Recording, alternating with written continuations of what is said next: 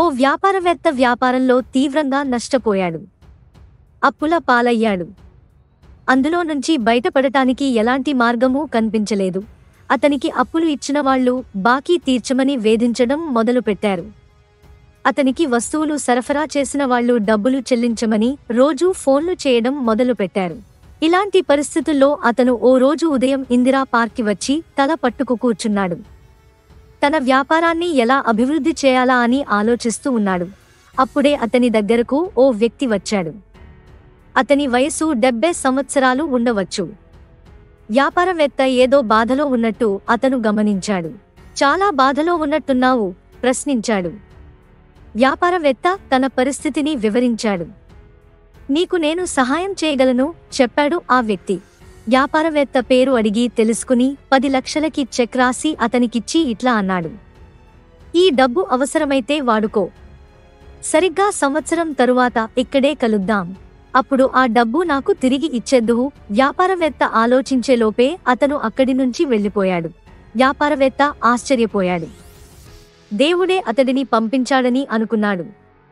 ఆ వ్యక్తి సంతకాన్ని చూస్తే అతని పేరు సుబ్బరామిరెడ్డి అని ఉంది.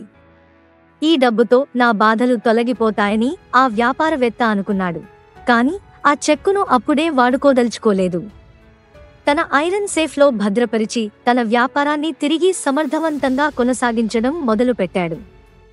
ఆ చెక్కు అతనికి కొండంత బలం ఇచ్చింది. అంతగా అవసరమైతే చెక్కును వాడుదామని అనుకున్నాడు. చాలా ఆశావహంగా తన వ్యాపారాన్ని కొనసాగించాడు.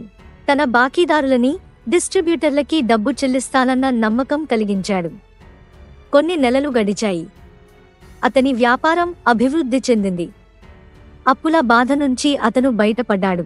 సరిగ్గా సంవత్సరం తరువాత అతను మళ్లీ ఇందిరా పార్క్కి వచ్చి ఆ చెక్కు ఇచ్చిన వ్యక్తి కలిసిన ప్రదేశానికి వచ్చాడు. ఆ వ్యక్తి అక్కడ కనిపించాడు. ఆ చెక్కుని అతని చేతిలో పెట్టి తాను ఎలా వ్యాపారంలో అభివృద్ధి చెందానో అతనికి చెప్పడం మొదలుపెట్టాడు. సరిగ్గా అప్పుడే ఓ నర్సు అక్కడికి పరిగెత్తుకుంటూ వచ్చి అతన్ని గట్టిగా పట్టుకుంది. అమ్మయ్యా, ఇతన్ని పట్టుకున్నాను అరిచింది ఆ నర్సు. ఇతను నిన్ను కూడా విసిగిస్తున్నాడా? ఎప్పుడూ ఇంటి నుంచి పారిపోయి వస్తుంటాడు. ఇతనికి మతిస్థిమితం లేదు. ఇతని బాగోగులు నేను చూస్తుంటాను.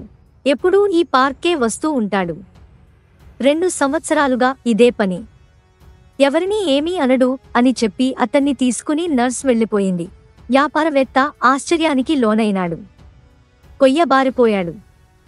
సంవత్సరం పాటు తన దగ్గర 10 లక్షల రూపాయలు ఉన్నాయన్న ధైర్యంతో అప్పుల వాళ్లని, కస్టమర్లని, తనకు వస్తువులు సరఫరా చేసిన వ్యక్తులని సమర్థవంతంగా ఎదుర్కొన్నాను. వాళ్లని ఒప్పించగలిగాను. కష్టాల నుంచి బయట పడగలిగాను. కొద్దిసేపటికే అతనికి అర్థమైంది. తనను సమర్థవంతంగా ముందుకు నడిపించింది డబ్బు కాదు, తనలో ఏర్పడ్డ ఆత్మవిశ్వాసం, సాధించాలన్న ఆకాంక్ష అని. ఈ వీడియో కనుక మీకు నచ్చినట్టు అయితే లైక్ చేసి షేర్ చేయండి.